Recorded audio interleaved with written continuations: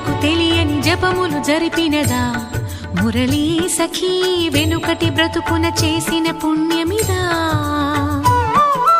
తనువును నిలువున తొలిచిన గాయములే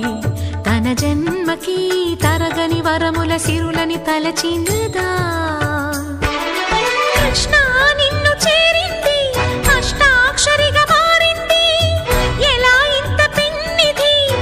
వెదురు తాను పొందింది వేణు మాధవాని సన్నిధి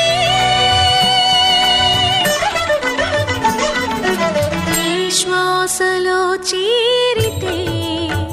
గాలి గాంధ